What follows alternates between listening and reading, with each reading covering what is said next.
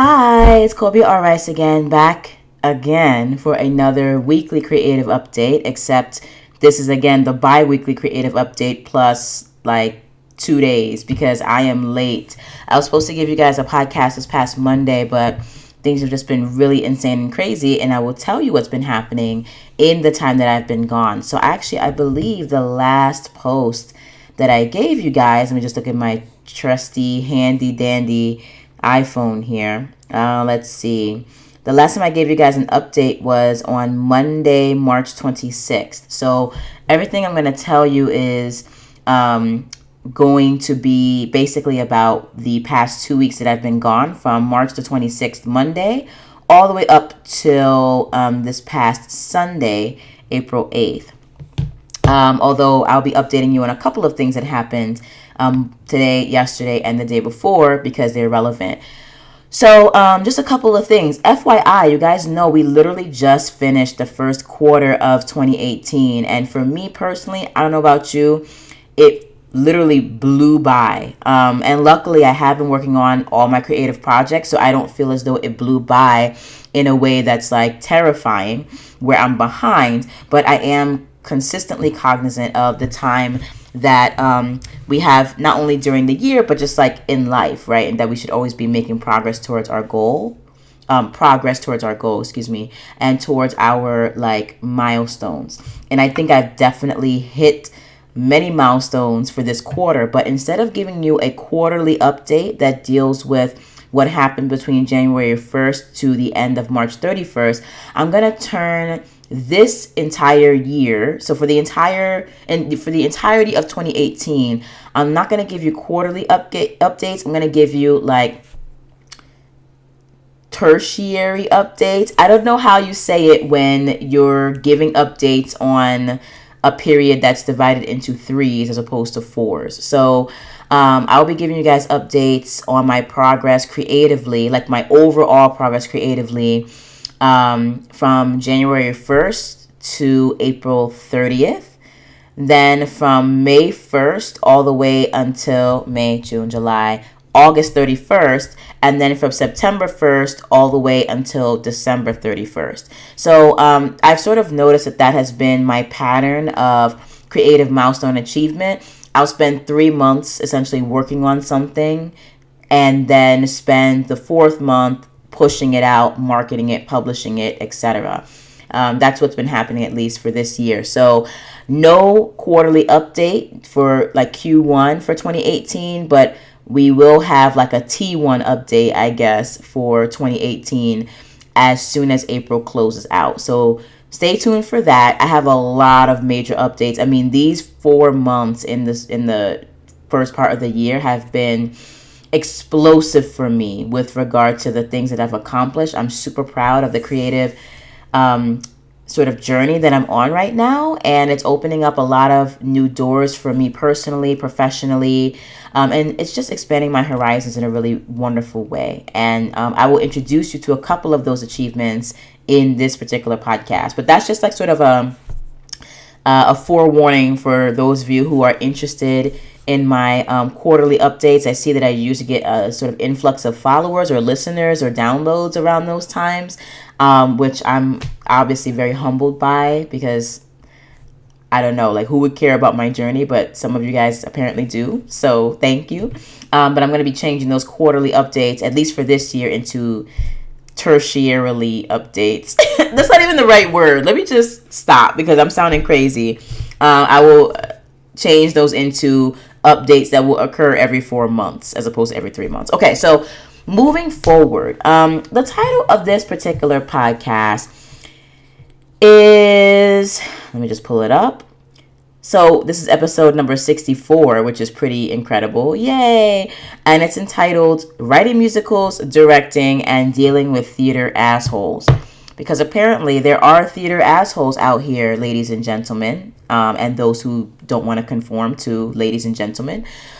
And I didn't realize that people were so sort of high-strung and uptight and can be kind of mean and nasty in the arts. I was not aware of that, or rather, I had been aware of that community in 2014, 2013, but I took so many strides to not assume that the rest of the art world was like that.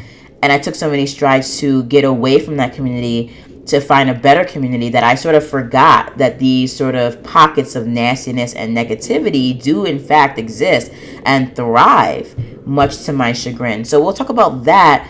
And a particular situation involving me, obviously, and the current production that I am on, wherein there have been certain presences and individuals that have crossed boundaries, that have been very disrespectful, have been very just downright mean and petty and nasty, and have also just crossed boundaries in a major way. So this podcast is really not here to drag anybody in particular, although I do believe that if you want to act like an asshole in real life, it's not my responsibility to kind of cover for you, you know what I'm saying? But what I will do in terms of responsibility is that you guys know I don't really like giving names on the podcast. That's not really cool in my opinion, especially if said perpetrators or people who are involved are not here to defend themselves.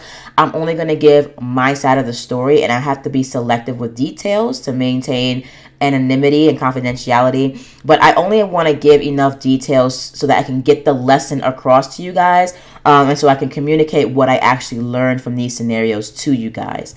So I am going to be specific and yet vague on certain aspects of this process, just so that I'm not dragging anybody professionally. And also, again, if they're not here to defend themselves, then it's not really fair. But so just be aware of that bias up front. This is coming from my perspective. This is not meant to drag anybody, but it is meant to communicate my truth, especially with regard to guiding you along the journey, like my personal creative journey, so that you understand what I'm dealing with as an artist, as a person, as a black person, as a woman, as a black female artist, all those things, trying to make a mark for herself in the world and in the art world in particular. So I'm just putting that out there for you guys, FYI, and I will make sure to deliver my experience with as much respect and as much just being as careful as I possibly can, but also being truthful. So having said that, as you guys know, I like to start off first with the creative achievements part, and then we'll get into like the lessons and life lessons learned from this process. So the past 2 weeks, as you guys can imagine, have been super duper busy. So since March 26th up until now and continuing, you guys know that we have been in full-blown script writing mode, blocking mode, staging mode, and rehearsal mode for the production that we are working on, The Death of King Arthur. And so it's actually been going super well. I'm super excited about the material and the quality of just everything that's going into this production. Our actors are amazing. I love them. Our crew is amazing. Stage management, lighting, design has been incredible.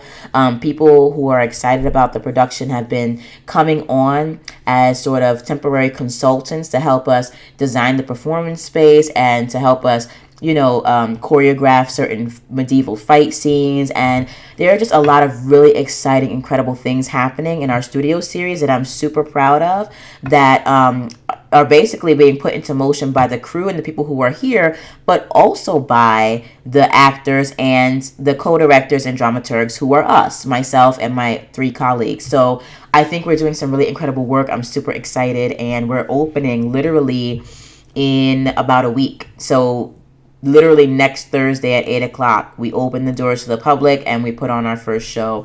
And so, as you can imagine, things are pretty crazy. We're still trying to tighten stuff up. We're doing, full runs tonight. I'm super amped about it, and I am fully confident that the show is going to knock off socks. So, having said that, I do want to talk a little bit about what I've been doing directing-wise, more specifically in the past 2 weeks. So, as you guys know, because we are adapting public domain material from King Arthur's Legends, which were written by a variety of people, but the most well-known person who has written the King Arthur's Legends is Mallory, okay?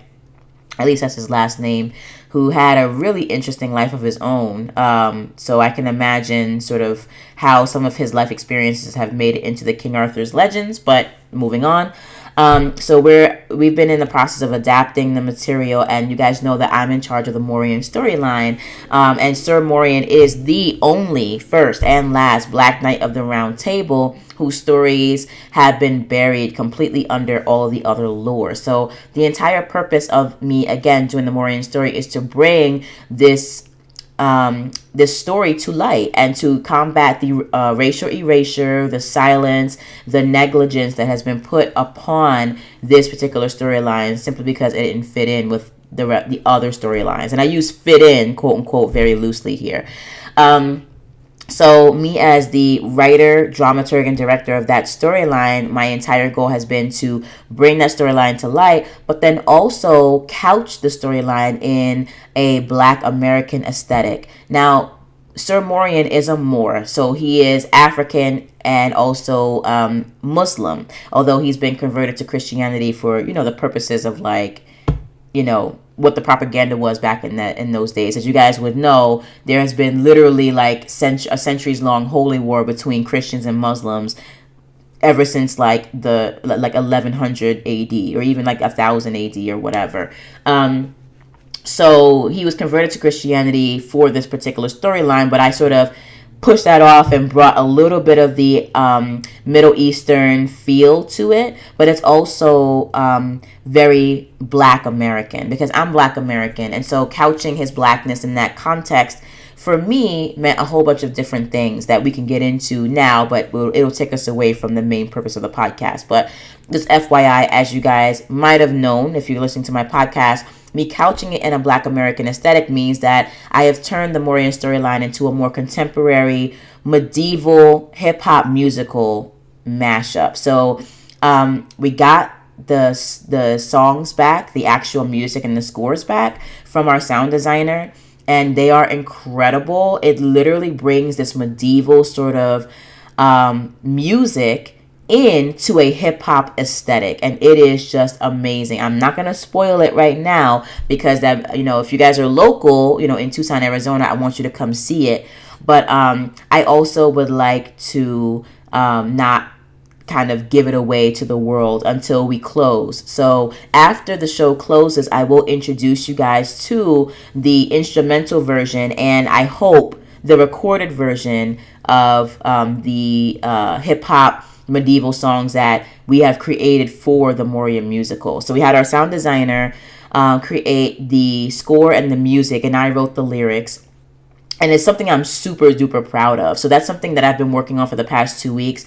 We just locked the script literally this past Wednesday. And so since then, we've been blocking and staging the entire script from beginning to end. And we just finished staging everything yesterday. So we have been delivering on the script, on the staging, on just the entire play week by week at a phenomenal pace. So I'm just super proud of the work that both I have done, but as well as my colleagues, we've done collectively because we really went in hard on this production, and I'm super proud of it. So that's what I've been doing as a director: writing, adapting, writing musical lyrics, blocking, staging, everything that goes into directing a theater piece. And this is really my first major experience in terms of being in a rehearsal room and doing all the things that a theater director does. I've directed things in the past, and this is not to say that these were not valid experiences. They definitely were. They were just different because I was directing more slam poetry pieces that were set on a proscenium stage, and the poets themselves already had their own style of delivery and their own style of staging and blocking. So this was more me directing in sort of a supervisorial capacity, as opposed to me telling people where to go and defining what their characters were, defining what their movements would be and how the staging would be. So in the first two experiences with me dramaturg directing stuff, it was much more collaborative. This experience is collaborative because we're all devising and we're an ensemble together, but I definitely come into the room, at least for my storyline, for my directing time, I come into the room with a staging plan and a blocking plan that is flexible and that will bend and stretch and be cut and restitched together to fit the needs of the cast and to fit the needs of the production.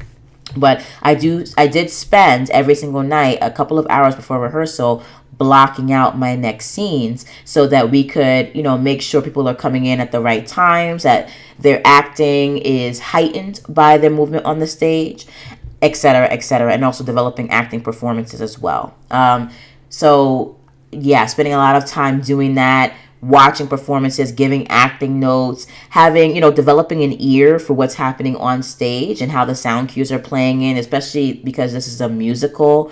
And I don't want to make it like, it's not like a 3-hour musical like Wicked, but the way that I wrote it, it's 30 pages long. We had to cut a lot of that out, but the actual real fully fledged Morium musical itself is right now 30 pages long with the definite potential to be a 3-hour musical like Wicked.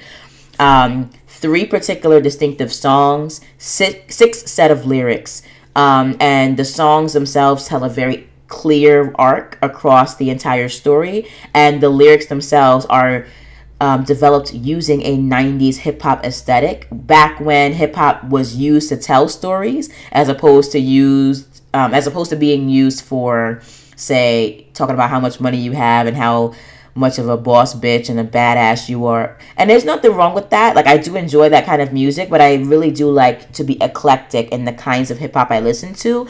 And I grew up during the 90s, so I really love the aesthetic of telling a story, and that aesthetic felt more appropriate because for this particular piece, because I'm literally using the music to tell a story.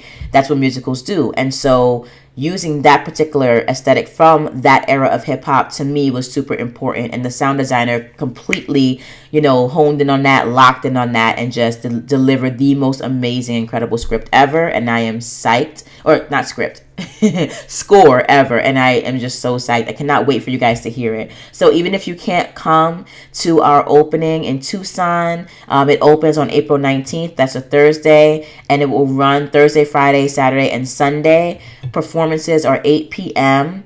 From Thursday to Saturday, and then at 2 p.m. on Sunday. If you can't make that, which I totally get because my listeners are from all around the world, I will definitely introduce you guys to the actual music, at least the instrumental versions of it. And if I can have my main actor record his lyrics that he's spitting on stage over the music and have like a fully produced like album, quote unquote, of the hip hop Morium musical, I will definitely have that available for you guys as well. Obviously for free and for promotional purposes, because I don't have the rights to the scores. I only have the rights to the lyrics. And I don't have the rights to this particular actor's performance. So this would just be mostly like a portfolio thing, basically. So directing has been amazing in that capacity. I've learned a lot. I've learned a lot just by doing, and I've also learned a lot just by watching my colleagues direct and watching our main supervisor direct and like give notes, which is great. So it was just looking incredible, and I'm excited about that.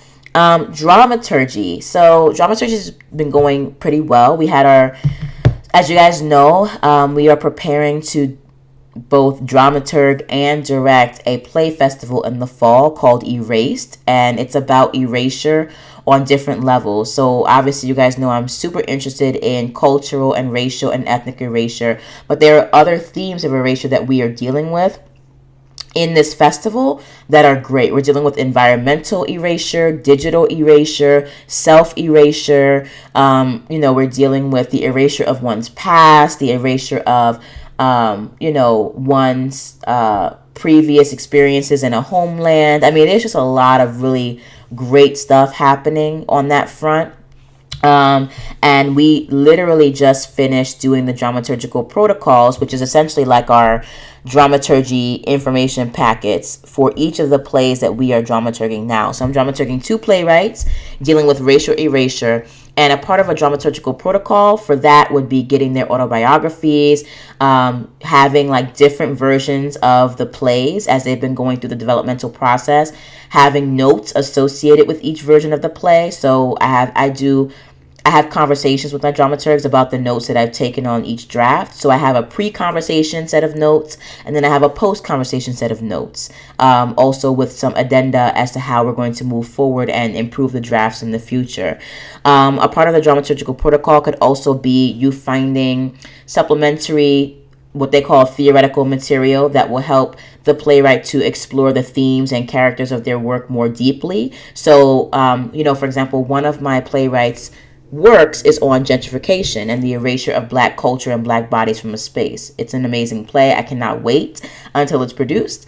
And so some of the stuff that I could send him with regard to theoretical material would include articles on gentrification or interviews from people who have lived in neighborhoods that were gentrified, people who were there before gentrification and then there after it, or people who were pushed out of a neighborhood due to gentrification, things like that would really help to ground the playwright more deeply in the kind of work he wants to do and in the themes he wants to bring forward in the piece. So that's another part of a protocol. Another would be some inspirational images from the internet or from archival sources like newspapers and things like that to help, again, bring home some of the themes and give the playwright ideas, as well as give the actors ideas when they dive into these works. And that's sort of what I've provided thus far for a dramaturgical protocol. There are some other elements of protocols that could go in there, but some of them are not necessarily relevant, like a critical history, like of what scholars have to say about gentrification or whatever. That might be more suitable for like an August Wilson sort of play, looking at scholarly perspective on his works, his body of work, a particular play that we're interested in staging. Things like that. But since these plays are alive and I'm working with them in real time to develop their work, a new play dramaturgical protocol would look a lot different than a classical play dramaturgical protocol. And now, because I've been studying dramaturgy, I know the difference in like what those things would be. So, because I am, as you guys know, I picked my MFA thesis topic and it's going to be a study of Shakespeare's Roman history tetralogy. So a dramaturgical protocol for that particular set of plays would look very different from what I'm doing now with these active live playwrights. So we just finished up those protocols. Those are mainly so that we can have all the information that we need for these plays in one place, so that when we start continuing the dramaturgical process in the fall and start directing these plays, we have everything at our fingertips, and we also have something to give to our actors. As I told you guys before, I'm super excited about all these plays and all the work that I'm doing.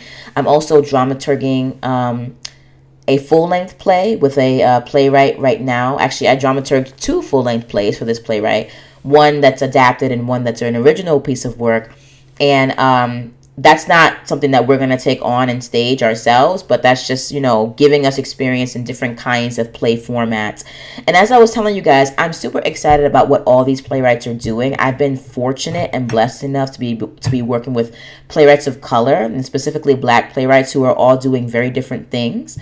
And I just am excited about the process. But I did realize throughout this process that I identify less as a dramaturg and more as a director. And that's just for a variety of reasons that I won't go into right now. But I just come alive more. I just have like a stronger affinity with the role of a director than I do with the role as a dramaturg. And I have come to realize that through both of my courses this semester that deal directly with directing and then with dramaturgy, but then also through my personal experience. And I've been telling you guys, as long as I've had this podcast going, that I have been identifying less and less with dramaturgy, and I feel like this semester has only been affirming of that. But at the same time, I do highly, highly value the dramaturgical training that I've gotten as a artist, because I feel like that has been invaluable in terms of me being able to just dive more deeply into a work and get under its skin and help to develop it more, and help me to get a different perspective on a piece of work that will really inform my directing. If I also decide to work with a dramaturg in the future in the theater as a theater director, or if I decide to work with a script developer or a script doctor in the future as a film director, I also know better how to manage that relationship between myself, the screenwriter, and the script doctor, or myself, the playwright, and the dramaturg, such that I'm not being tyrannical over the script and I'm actually listening to what the playwright and the dramaturg have to say. And I'm using that feedback to really bring out the relationships between the characters, to help get the scene design on point and everything like that. So even if I'm not going to be a dramaturg, I know now how to work with dramaturgs in the future, which I feel is extremely valuable.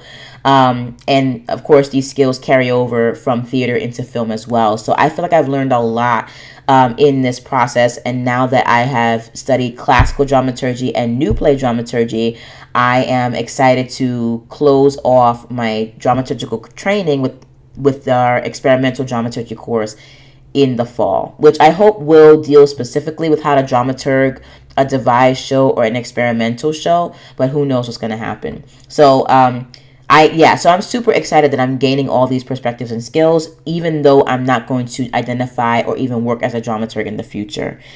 Graduate school and teaching, pretty much same old. I was able to get over a huge hump in one of these grading deadlines, which is pretty insane and pretty cray-cray. I'm not going to lie. But now it's really time for me to jump into the next leg of grading. And I literally have like almost 140 papers to grade, and I have to get that done. I would like to get that done literally by next Wednesday. So wish me luck.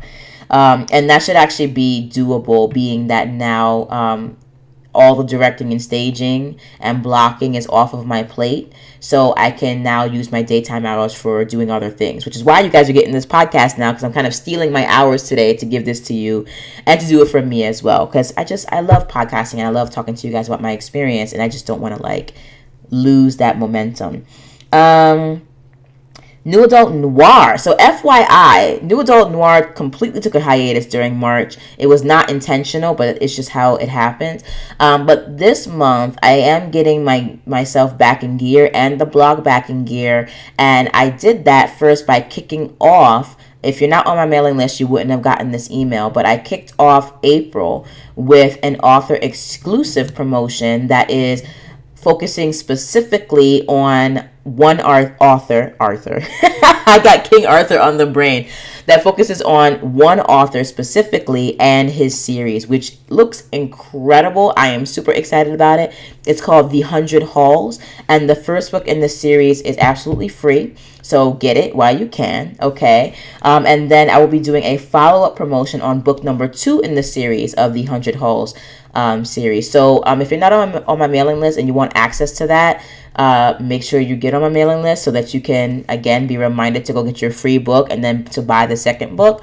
And then you can also tune into the blog. The blog post for this author and the 100 Halls. His name is Tom Carpenter. He's awesome. That should be going up by the end of the week. So if you don't want to wait to receive an email from me about this awesome author and his work, definitely tune into the blog, and you should be seeing a new blog post coming up before the end of the week, basically introducing you to Tom, his work, his series, and book number 1. So stay tuned for that.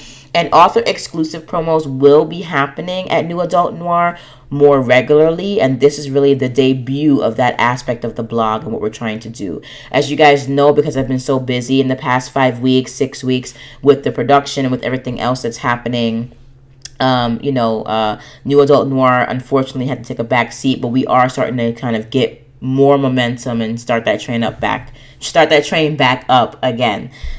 So check that out. The 100 Halls series is fire. Check it out. It's awesome. So with writing, as I told you guys, I wrote literally like a whole damn mini musical that I'm super proud of. And so I'm not going to harp on it even more, but I'm really proud of myself with that. Even though not the entire musical didn't make it into the script as I wrote it originally, the point is that, we have at least 20 pages of like concise, really awesome, adventure, jokes, music, dancing, lyrics, rap narration. It's great. So this is something I'm definitely going to put into my portfolio in terms of like being a screenwriter or a playwright, with a specific emphasis on adaptation, because I do realize that if I'm going to be any kind of dramaturg or any kind of writer, adaptation is definitely something I'm deeply interested in as a writer. And you guys know I do a lot of original stuff too, but I do want adaptation to be a very strong skill set in my repertoire. And so I'm just really proud that I was able to take a story that nobody even knew from King Arthur's Legends and turn it into like a 30-page musical with like 6 songs, even though we only have like 3 scores. It's like 6 songs right now. You know what I'm saying? So I'm just really excited, and it's been very much in the vein of what I started last semester when I was dramaturging the Addams Family musical. So this is just a progression in my study of musical theater. And this is especially important for me because I want to bring a uniquely Black aesthetic to musical theater. And I feel as though that has been happening. So, I started with just dramaturging the Addams Family musical in the fall of 2017, finished that out during the semester, had that in my portfolio. And then I went on to bringing a musical perspective to our class in contemporary trends in the fall as well, by kind of doing a little rewriting of the Charlie and the Chocolate Factory musical lyrics, because we were practicing like a show using Roald Dahl's material, and we never put it on because we don't have the rights to it, but that was just for like our class and educational purposes. And I realized, I was like, oh, I have a knack for like taking a tune and writing lyrics. You know, they might not be like Eminem or Nas level yet, you know, we will get there hopefully eventually, but like, oh, I have this skill, so let me build on it. And so I went from readapting or rewriting the Oompa Loompa lyrics and that song from Charlie and the Chocolate Factory to literally then writing original music, you know, and this is all taking place within, you know, the course of 8 months. And I'm super proud of that, you know. And so over the summer, I will continue my study of musical theater. There are a lot of really amazing books out there on how to write musical theater, how to write music, how to write songs, how to write for Broadway. And I certainly want to continue that. And the thing that has come out of me being more deeply involved in writing musicals is that I have decided that not only do I want to turn the Maureen storyline into a TV mini-series to be shot way later down the line, because that's going to be a high-budget series. Not only do I want the Maureen storyline to be a TV mini-series, but me and my friend were talking about potentially turning the King Arthur original material into a new television adaptation, like an actual sort of Game of Thrones level adaptation called Pendragon. Or Pendragon, excuse me, because that is the line from which Arthur is descended. And there's a lot of trifling stuff happening in the Pendragon lineage, y'all. I mean, it's literally like, people think that King Arthur's legends are like this innocent, you know, noble, upbeat, sometimes comedic thing, and it can be, but when you actually look into the source material and you like see what was really going on, there were a lot of things that were super dark, super trifling. Women were not treated the ways in the way in which the chivalric code said they should be treated. Merlin, there's a total dark side to Merlin that we have discovered, and that my colleague did an amazing job with in her storyline for this show. And so we're like, damn, this is dark. Like, this should be like a TV series, you know?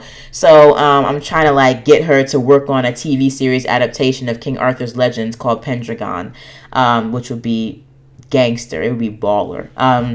So that is happening. The Maureen mini-series for TV, I think, should be happening. And then on top of it, I now know that if I wanted to, and I probably will, I can extend the Maureen storyline into like a full-blown hip-hop musical, like 3-hour musical on Sir Maureen. But Sir Maureen sort of more contemporary, in a more contemporary, modernized context, dealing with like not only erasure and the Black family, which is a central theme of this particular story, but also literally just like mixing and mashing up medieval, Middle Eastern, African, and hip hop musical aesthetics. So those are literally the 3 project ideas that I got just from working on this mini musical, and I am just super excited. I feel like I'm growing so much, and I'm just amped. So to move on, in case you guys are wondering if I've completely forgotten about my novel career as a sci-fi and fantasy writer, I have not. I have been working on not only the books of Ezekiel, I really have been working on that. I've been working on Asylum a teeny bit. That's sort of fallen to the wayside recently. I've been thinking about it at the least, though. Working on definitely The Hitman of Happily Ever After. And as I think I mentioned a few podcasts ago, the first novel in that series, Rose and John Doe's, is going to take a slightly different turn. And it's a turn that I'm really excited about. So that is still in process. And then the most immediate thing right now is my contribution to the 4-author collaboration novel called 2054. So right now, to be really honest, they're all waiting on me to finish my story. So I'm trying to get that done this week and send it to them so we can start making final preparations in terms of like polishing and then publishing and then marketing. And that marketing aspect will probably take place throughout most of May and early June. But we're committed to having a final polished published piece for you guys by the end of April, and then we'll be launching in May. So that's still happening, still writing it. The 2054 story that I'm writing, called The Camille, is coming out to be a lot more comedic than I thought it was going to be, but it's still like kind of like hot sci-fi action too. And so we'll see how it goes. I'm actually like really proud of this because, again, this is one storyline that I have not been able to let ruminate and marinate in my subconscious as long as the other storylines. And so I'm kind of getting ahead of myself and pulling the trigger a little earlier than I'm used to, but I think that this is actually really great because the story is coming out a lot more concisely and in a manner that is a lot more raw than usual, and I think that brings a special quality to the work. So that is coming. I'm finishing that story. We're going to release that novel sometime late April, early May. And so that's what's been happening the past couple of weeks. I've been kind of bringing that to a conclusion. So yeah, basically finished the musical, and I'm finishing up my contribution to a novel, which is why I want to wait until the end of April to really give you guys the entire summary of what's been happening from January to April, because a lot of really great stuff is really coming forward. Speaking of, oh my God, FYI guys. Okay, if you can't see, let me just lift one at a time. Now I'm just going to lift both of them, and then I'm just going to show you. Okay, so for those of you who can't see what is happening on the screen right now because you're listening to the podcast, I am showing the girls, okay? I'm showing everybody the paperback versions of The Given. Yay! Doesn't it look great? The side and the back. Welcome to The Given with my new publishing logo on the back of it, okay? And on the side, on the spine, actual like ISBN and barcode on the back. And showing you guys The Taken. Yay! Now both available in paperback form, $8 a piece on Amazon.com and CreateSpace. Super amped about that. Super excited. So I told you guys that was coming, that I was working on getting the paperbacks up and running and out. And I'm super happy because finally I feel as though the first 2 novels of my only series that's out right now are like fully complete with ebooks and paperbacks and audiobooks. So both for The Given, The Taken, and for the Ghost of Koa omnibus, which includes The Given and The Taken together. So those are officially released. So that's another thing that I was able to accomplish in these past couple of weeks is like I got those proofs back in the mail and I am psyched. They look great. And the best part about it is that I was able to do the formatting and everything by myself because I have Vellum, which is a software that's expensive, but it's worth every single penny. I swear to you on everything that I know. It's worth all the money because I was able to then cut out the interior designer middleman that I would have needed had I not had Vellum. So I would have had to hire a book layout person to get the paperback versions on point, but Vellum does that for you automatically. And when I was paying a graphic designer to basically lay out the interior of Ghosts of Koa, I paid this individual, who's amazing, by the way. I love her. Her name is JD Smith. She's great. If you still want a professional to be working on your paperbacks, go to her. I will put her email and her website down below. I paid JD Smith, I think, about like $120, which is actually not bad. You know what I'm saying? It's great for what she was doing. But after paying $300 now for Vellum, I realized that like I can now do this myself, and Vellum is already paying for itself now that I've like laid out 2 books on my own, and there are more books coming. Vellum's going to keep paying for itself. So that's a really great accomplishment that I wanted to bring up to you guys and show to you guys if you guys are watching the vlog version of this. Creative Uni. I definitely was not able to get nearly as much done for my Creative Uni as I usually do, because obviously, like, what time do I have if I'm producing all this stuff? But I was able to get a little bit done. So in the past 2 weeks, I finished the photography school part of the visual arsenal course of Regina's.com's Publish Your Thing 10 module course, which, as you guys know, as I've been telling you, has been helping me to completely reboot and update and revamp the Bohemian Badass. So as I'm taking this course, the Bohemian Badass is evolving and getting prepared for its launch over the summer. So this is like, I love it. Again, I'm going to keep talking about Publish Your Thing because it's so amazing. I'm going to put the link to that below as well, because I highly recommend it for those of you who are trying to build an online business. If you want to be a coach, a spokesperson, if you want to be a blogger or infopreneur, if you want to publish books and workbooks and courses and master classes for profit, if you want to open up any kind of like online business, whether it's publishing, coaching, or whatever, Publish Your Thing is the most amazing, like fully formed, comprehensive course you could ever take. And the thing, how you should take is that with each lesson, you should actually complete the lesson and the action plan. So, according to Regina, if you just listen to the courses and you take notes, that's great, but that's not enough. You actually need to be, if she tells you this is how you choose your business name and she gives you worksheets, she expects you to have chosen and picked and formed the business name at the end of your worksheet, so that's how you're supposed to do the course, because it's supposed to be helping you to build your company from scratch, from the bottom up.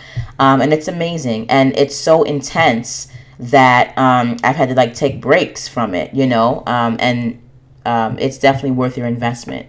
And the price is going up, as it should be, because she should really just be charging anywhere between $5,000 to $10,000 for this course, and she's only charging about $1,500. She started off at $1,000, and she's moving up a few $100s every single time she like advertises it. So you need to get in on that if you want to build your business and finally launch your independent, lifestyle-based, flexible business from home. If you want to do that and be successful, take her course.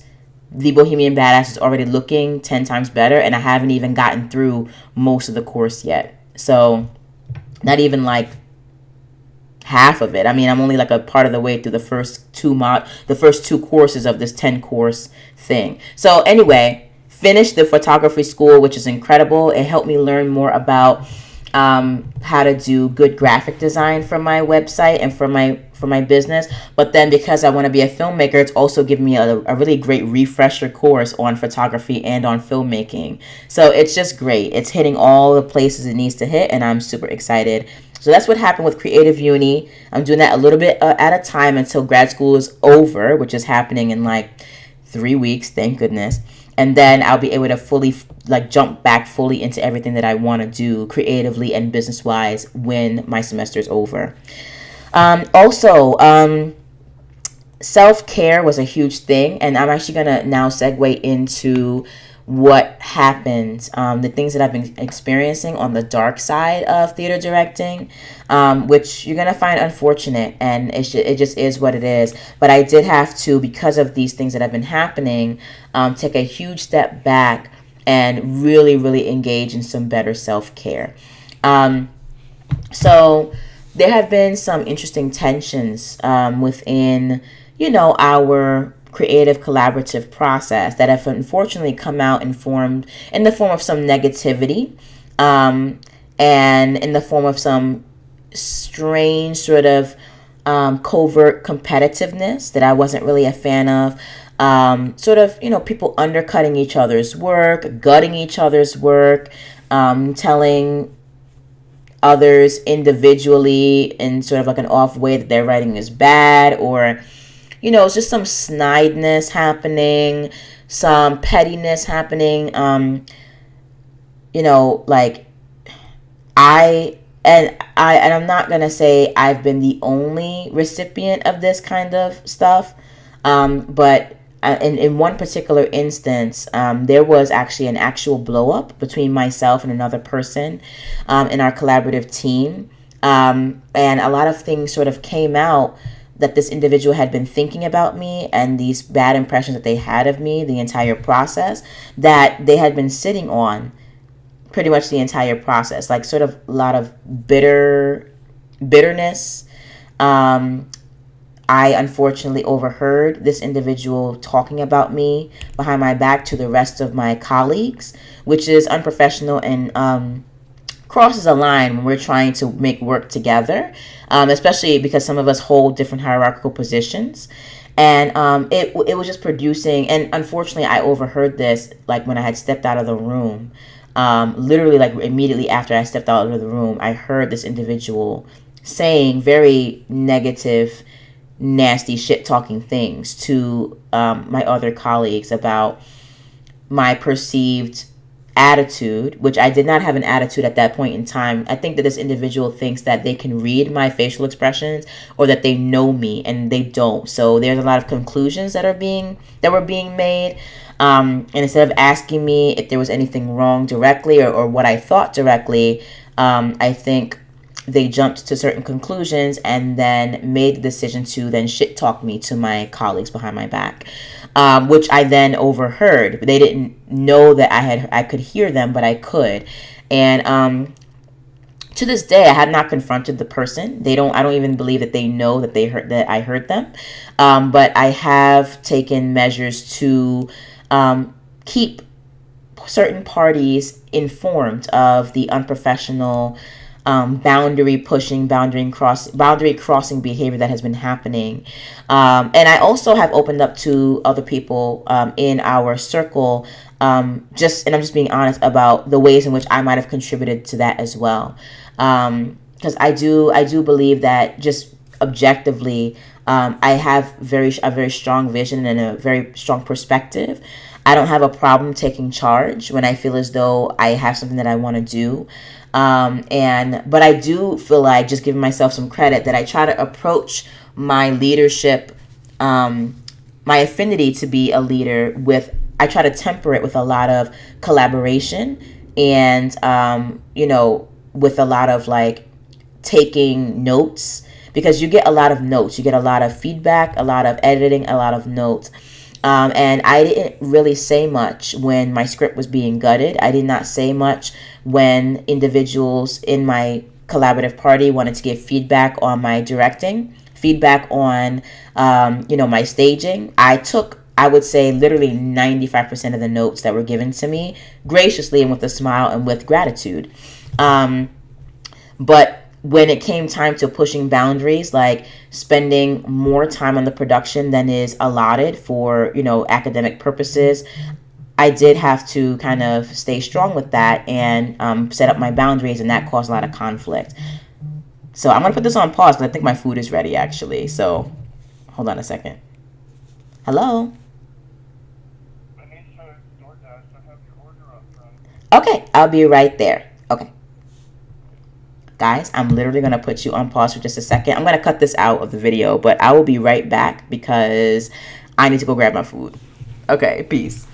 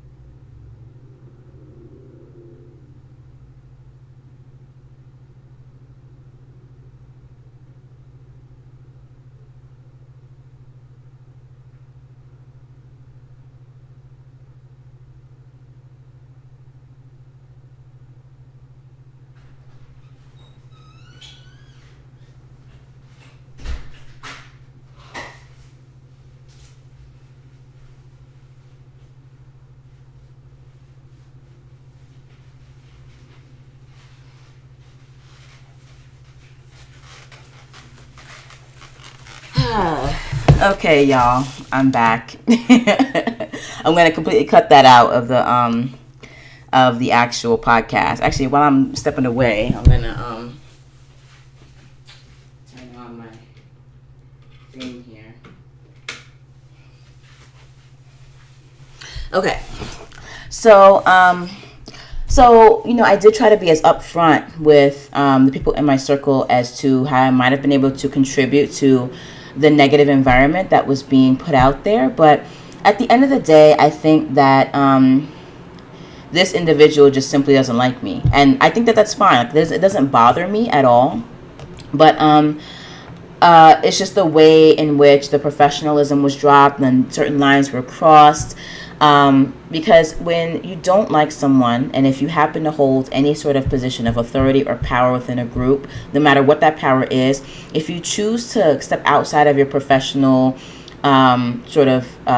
circle, like in terms of how you would act on a production or with people, if you choose to not be professional and you choose to then further use your influence or power to bring somebody down and shit talk them behind their back and denigrate them and like invalidate them, that will affect the environment in general, and it's going to affect the ways in which your colleagues will treat you, especially if they feel as though they have to rally against you in order to stay in favor of someone else who might have a little bit more power. And so there was a weekend, a couple weekends ago, where that happened. After this person decided to say certain things about me behind my back in front of my other colleagues. And later in the evening, when we were all kind of stressed out and hitting a wall, and I said, knowing that this individual had been talking about me, but I didn't address it because I have a really great poker face, I just said, I think it's probably time for us to wrap up and attack this another day, because we have been working on the script, for about 8 hours outside of the allotted time for this production. And it was cutting into our weekend. It was also a holiday weekend. And on top of it, all of us had other things to do just as graduate students for our other professors and for our TA-ships. And so unfortunately, me suggesting that maybe we should take a break did not go over well with this particular person in our collaborative team. And we ended up kind of having a really knockdown, drag out fight, which to me felt very passive aggressive, because I couldn't even get the individual to look me in the face as they were saying what they had to say to me, what they feel like they've needed to say to me the entire semester, apparently, that I was unaware of, that I could feel in the water and I could feel in the air, but they had never stated any of these things to me directly that they were feeling about me and about my supposed work ethic or lack thereof, which is insane to even suggest. Just FYI, there was a suggestion that I wasn't working nearly as hard as everybody else, which was ridiculous, because all of us had a day where we could take a day off of the rehearsal process. My days were Friday. I never used my days except for once when I absolutely had to. Well, meanwhile, everybody else throughout the entire process was taking their day off. So I was coming in every single day except for that one day that I missed. And of the 80-page script that we had at the beginning of that day, I had contributed nearly 40 pages of it, because I had a 30-page script of text and dialogue and stuff, and then I had a 6 to 7 page script of lyrics that I had written. And so that was another thing. There were no sort of production meetings or anything that I had missed out on. And I was there just like everybody else was, doing the same amount of work, developing whatever. And there were even some of us, and this is not even me trying to be shady, but this is just a fact. There were some of us who were not required to submit pages or a storyline or whatever, who were operating in a different capacity for the show, which was a valid capacity. But then if you're going to sit and compare and contrast who's, quote, doing more work, end quote, you really have to look across everybody's contributions. And so this individual was clearly in my view, very inaccurate in their assessment of my work ethic. And I think a lot of that had to do with the fact that this person just doesn't like me, and that's just how it is. Like, some people just don't mesh, or, just don't work well together. And that's totally fine. I'm willing to accept that. I don't care about that. But what I do care about is this individual, using their voice, their position of power, their influence to then try to, in a certain way, undermine me in front of my colleagues behind my back, crossing all these boundaries professionally, and then just generally kind of, in my opinion, kind of making me out to be the pariah of the group, and showing by example what happens to people when they stand up to them. You know what I'm saying? Even when I was absolutely 100% right. And my colleagues ended up telling me this in various ways after that blow up happened, and we were all stressed out or whatever. I was right. I had the moral high ground, and intellectually and educationally, academically, I had all of the rite of passage and right of way for that. And so there were just a lot of implications there that I felt just needed to be discussed and needed to be addressed, and the appropriate measures have been taken. Let's put it that way. And at first, I felt kind of like, oh, maybe I'm like prejudging this person, or I'm not giving them another chance to like show me who they really are or whatever. And as soon as I started thinking that, of course, comes the day where I am in charge of rehearsal, because there's 4 dramaturgs. 3 of us have written storylines, and one of them is dramaturging the whole show. Okay, so that's how we're doing it. So for each of our storylines, we are directing our storylines and our actors for whatever it is we're trying to get out of that piece. And one of the rehearsals, a few nights ago, I think it was actually like last week, maybe last Thursday or something like that, I was directing my piece, and this same colleague literally completely dressed me down in front of the cast. They did not yell at me. My actors thought that they were yelling at me, because they actually came up to me the next day and were just mortified at how I was being treated, especially in front of the cast. But just said a bunch of things that completely kind of tore down the way I was directing. Apparently I was not directing or blocking or staging quickly enough for this person. They were having like a panic attack, as they tend to have. This colleague is unfortunately like kind of has like this, from what I view, this sort of light and dark side of basically like when things are going well, they're great. When things are going not well, the pressure seems to be a little too much and seems to weigh down a little too much. And they let this reflect in the way that they treat people, which is not very nice and not very respectful, and is actually quite nasty and quite abusive. And unfortunately, I became the subject of that abuse when I was trying to direct my piece, and this individual was basically just tearing everything down.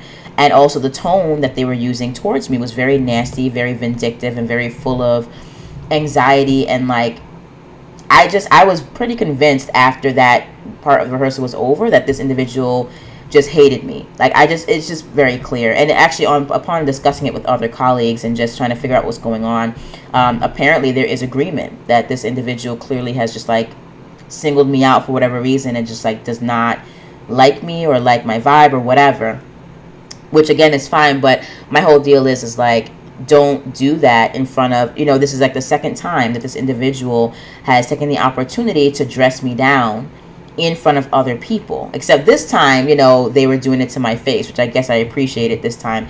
But the messed up part about that whole situation was not only that there was a clear vibe of like discomfort and like mortification in the air, but I felt as though any conversation that needed to be had could have been had by pulling me to the side and addressing me directly and respectfully, as opposed to completely denigrating me in front of the entire cast and undermining my authority. It's like, I don't have all the authority, but I do have some authority, and I would like for that to be respected, and I would like for those lines to be maintained and respected, because I maintain and respect the authority of my colleagues, You know, I support their decisions. I get their feedback. I do not undermine them in front of their actors, and I expect to be treated the same way.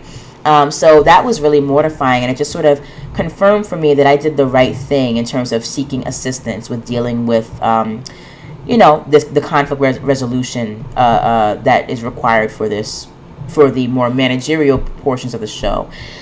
So I say all this to say, and I think I actually did a really great job of not outing anybody in particular. So yay, snaps to me.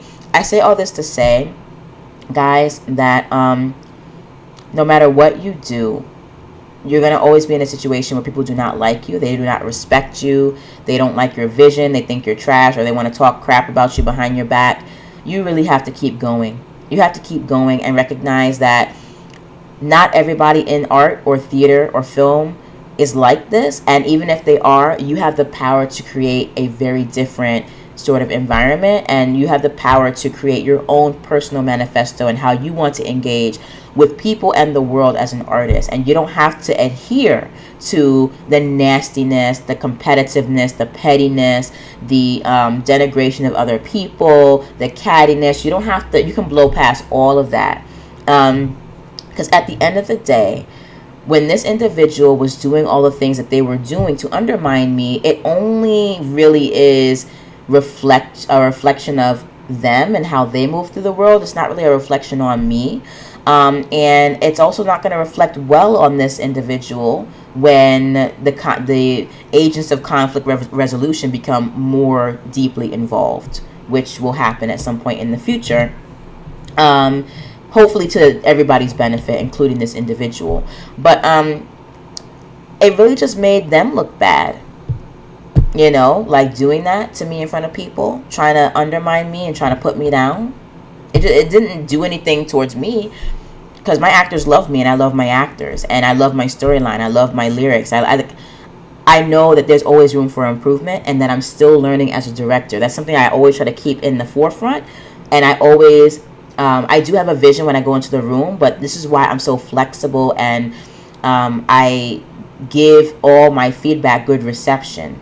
You know, because I want to learn and I want to grow as a director. I want to grow as a musical theater artist or whatever.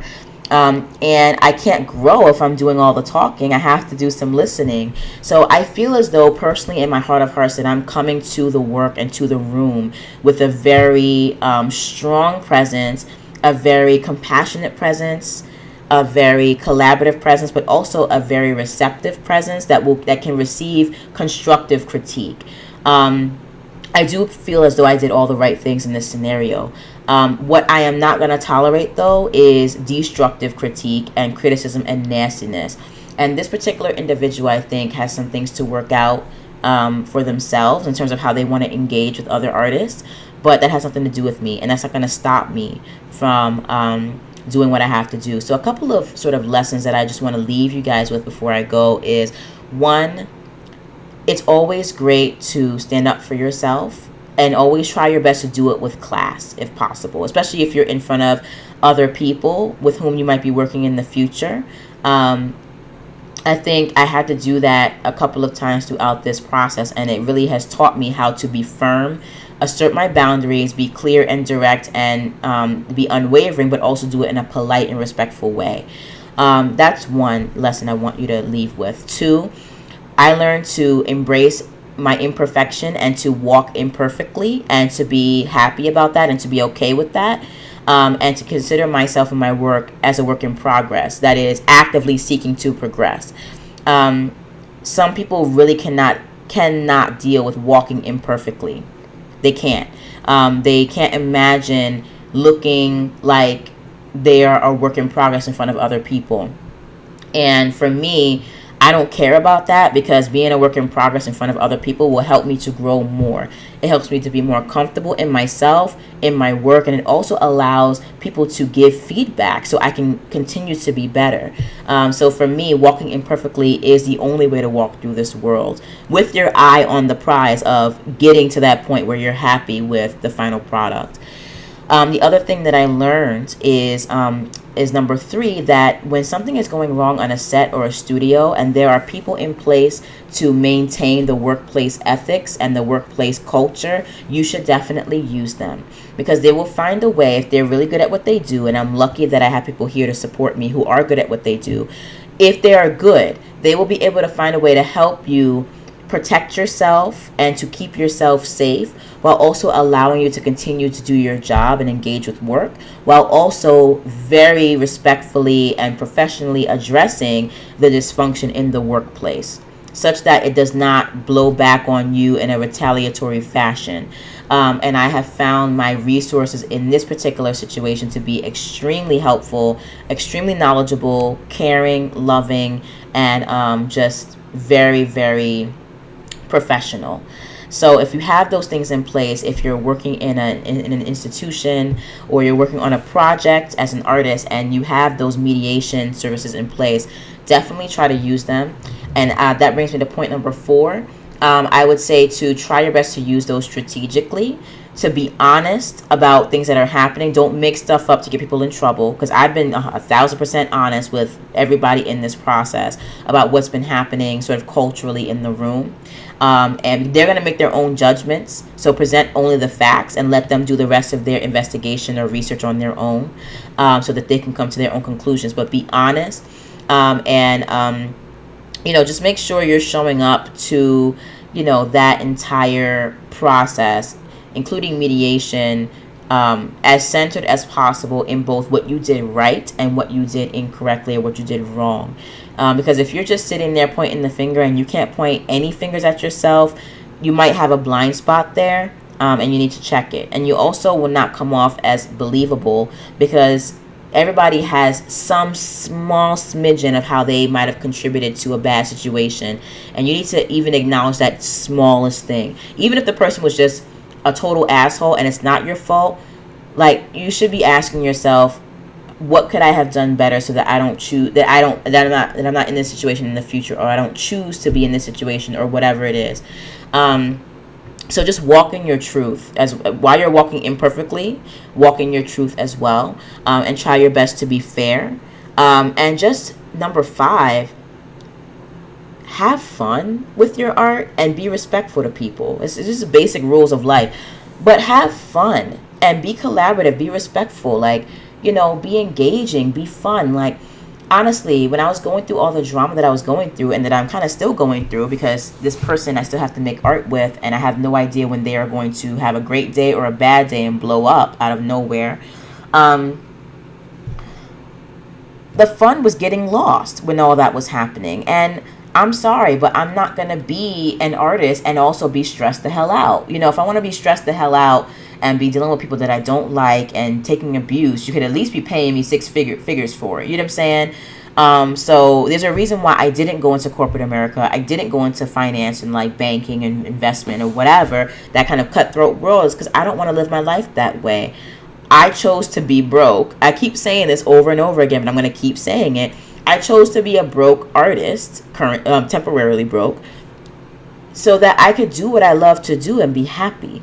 And if I'm going to be broke, I could at least be happy. If I'm not going to be happy, I could at least have money so I can like take nice vacations and like, buy, an occasional pair of like red bottom shoes, which I really think they're gorgeous, whatever it is I want to do, go out for a nice meal. I could at least be able to do those things for myself to relieve stress if I have to deal with that stressful environment. But I'm not going to be broke and stressed out and be made to hate the very thing that I love because of the people who are around me who want to act like assholes. You know what I'm saying? I'm not going to let that negativity turn me against art and turn me against what it is I want to do. I'm going to have fun, and I'm going to like come into the process wanting to have the greatest product possible, but also wanting to have fun. And some people think that if you're having fun on set or in a studio, that means you're not serious. And that's not the case. You can be serious and you can, say, okay, guys, time to get in formation. Let's get it together. But also learn to laugh at things and laugh at yourself. And I feel like people who are flexible, compassionate, loving, kind, giving, who want to have fun, who try not to take themselves too seriously, or who know how to step back when they're getting to that breaking point. I feel like those are the people who are going to find constant fulfillment and success in art. That's just how I feel.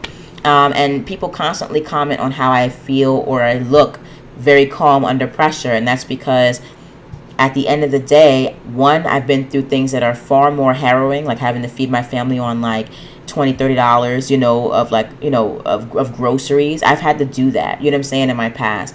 I'm not like a Syrian refugee or anything like that, but I have had my share of hardship. And so once you've had that, all the other stuff is like small potatoes. And then recognizing that at the end of the day, number two, it's not that serious. You're not a pediatric surgeon. You're not curing cancer.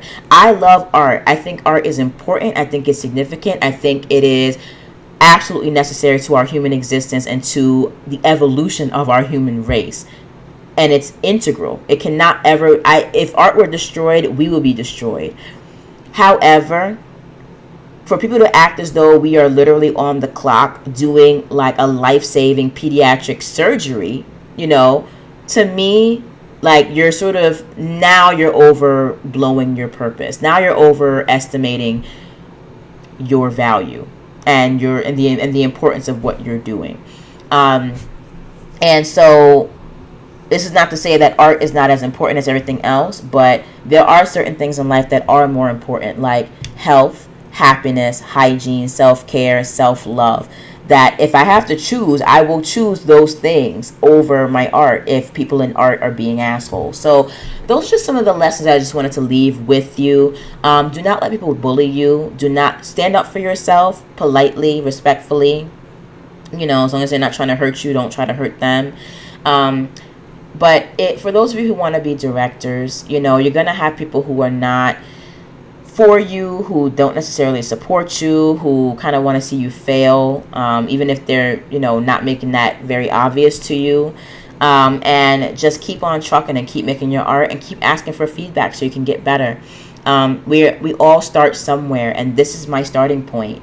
And I'm not going to let anybody bully me out of my starting point because they think that I'm taking too long, or they think that I'm unworthy of the title, or they think that they are better than me.